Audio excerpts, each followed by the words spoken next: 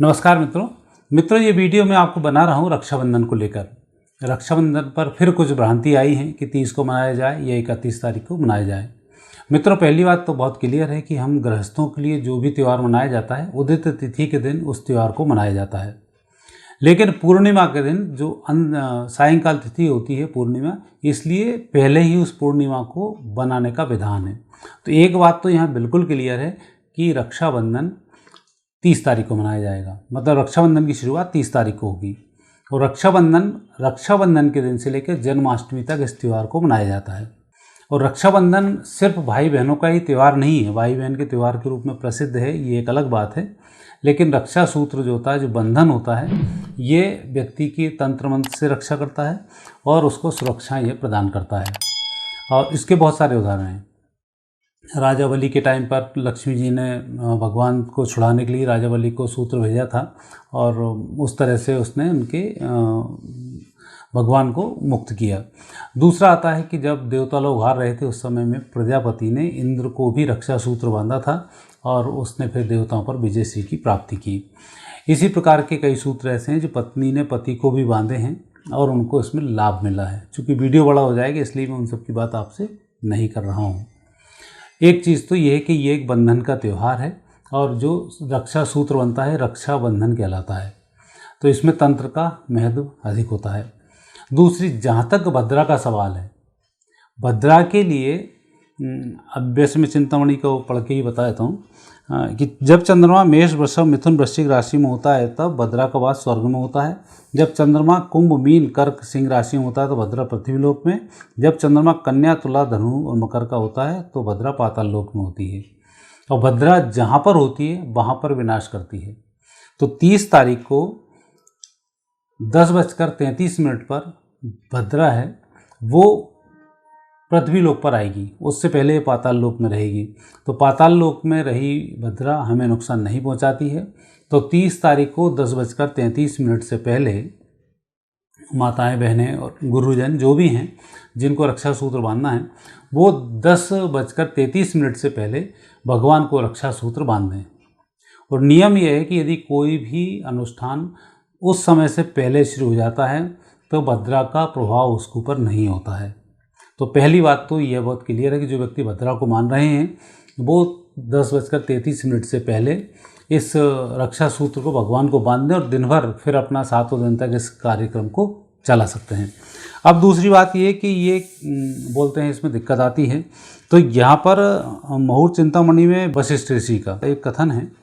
वशिष्ठ आदि आचार्यों के अनुसार बद बंधन विष अग्नि अस्त्र छेदन उच्चाटन कर्म तुरंग महेश उस्त्रादि के क्रियादि कार्य भद्रा में सिद्ध होते हैं, अर्थात ऐसे कार्य भद्रा में सिद्ध होते हैं। तो यहाँ बात कर रहे हैं बद बंधन। तो जिस रक्षाबंधन की हम बात कर रहे हैं ये एक तंत्र है जो सुरक्षा प्रदान करता है और तंत्र भद्रा तिथि में शुभ माने जाते हैं। ये मैंने यहाँ पर आपको उसका कोड किया। तो जो आज एक विवाद है कि भद्रा जहाँ होती है फिर मांगलिक कार्यों में दिक्कत देती है, तो ये रक्षाबंधन मांगलिक कार्य जरूर है लेकिन एक तरीके से तंत्र भी है, उस तंत्र से यहाँ पर रक्षा होती है। इसीलिए इस धागे को आज के दिन गुरु अपने शिष्यों को भेजता है, पत्नी अपने पति को भी बांधती है, भाई जब बहन से धागा बंधवाता है तो वो जो रक्षाबंधन होता है वो भाई बहन के लिए होता है, क्योंकि बहन के अंदर शक्ति होती है जो भाई की रक्षा करती है। भाई रक्षा करने का फिर वचन देता है। पति पत्नी में भी इस धागे को बांधा जाता है। इंद्र इंद्राणी का इसमें उल्लेख आता है कि इंद्राणी ने इंद्र को ये धागा पहनाया था। तो यहाँ भी आप भ्रम ना पालें। और गुरु शिष्य को बांधते हैं, वो भी इस श्रावणी पर्व में श्रावणी के रूप में माना जाता है। तो ये भी बिल्कुल कन्फर्म है। तंत्र करने वाले व्यक्ति तंत्र की रक्षा के लिए इस समय में तंत्र सूत्र का धागा भी बांधते हैं। और आपने देखा होगा कि अभिमन्यु को भी उसकी माँ ने इस धागे को बांधा था जो धागा टूट गया था। और उसके बाद इस धागे को जन्माष्टमी के 2 दिन तक रखा जाता है। फिर जब अनंत चौदस आती है तो उस समय अनंत बांधने का फिर विधान होता है। तो यहाँ ये क्लियर है कि आप यदि इस भद्रा को मान रहे हैं तो 10:33 से पहले 30 तारीख को अपने भगवान को आप राखी बांध दें और आप अपना कार्य विधिवत चालू कर सकते हैं। कोई दोष यहाँ पर नहीं होगा। अब दूसरे जो लोग भद्रा मान रहे हैं तो फिर वो रात के समय में आता है 7:30 बजे के बाद, भद्रा समाप्त होती है। भद्रा पूंछ पर होती है और पूंछ की भद्रा शुभ मानी जाती है।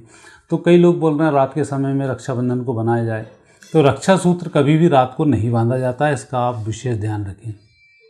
रक्षा सूत्र 12:20 दोपहर से पहले ही बांधा जाता है, तभी वो रक्षा सूत्र काम करता है। रात के समय में तंत्र किए जाते हैं, बंधन सुबह के समय में किया जाता है, ये भी आप बिल्कुल क्लियर करें। तो शास्त्रोक्त रूप से मैंने आपको ये बहुत क्लियर आपसे किया कि आपको रक्षाबंधन 30 तारीख को बनाना है और आपका बनाया हुआ बंधन शुभ रहेगा। अब दूसरी बात आती है कि रक्षाबंधन के जो हम बंधन बांधते हैं तब एक मंत्र बोलते हैं, ये न बद्धो बलिराजा दानवेंद्रो महाबलः तेन त्वां प्रतिध्वनामि रक्षे माचल माचल है। इसका अर्थ यह है, इस मंत्र का अर्थ यह है कि जो रक्षा धागा परम कृपालु राजा बलि को बांधा गया था, वही पवित्र धागा मैं तुम्हारी कलाई पर बांधती हूँ या बांधता हूँ, जो तुम्हें सदा के लिए विपत्तियों से बचाएगा। आप ये भाव रखकर भी धागा यदि बांधेंगे तो आपको पूर्ण सफलता की प्राप्ति होगी। और उस धागे को बांधने के बाद भाई की या जिसको भी आप धागा बांध रहे हैं उसकी आरती और नज़र उतारना नहीं भूलें। जो बाद में आरती करके 3 बार ऐसे उतारा जाता है, तो वो रक्षा सूत्र बांधने के बाद उसकी नज़र उतारी जाती है। जब हम रक्षा सूत्र बांध रहे होते हैं तो कई नेगेटिव एनर्जीज उसके साथ में होती हैं, नज़र के माध्यम से वो एनर्जी वहाँ से हट जाती हैं और भाई बहन और जिनको हम रक्षा सूत्र बांध रहे हैं उसकी पूर्ण रक्षा होती है। मित्रों, आप मेरे चैनल को सब्सक्राइब ज़रूर करें और ऐसे वीडियोज़ मैं आपको देता रहूँगा। ये जानकारी आपको कैसी लगी मुझे कमेंट्स बॉक्स में कमेंट्स अवश्य करें। धन्यवाद।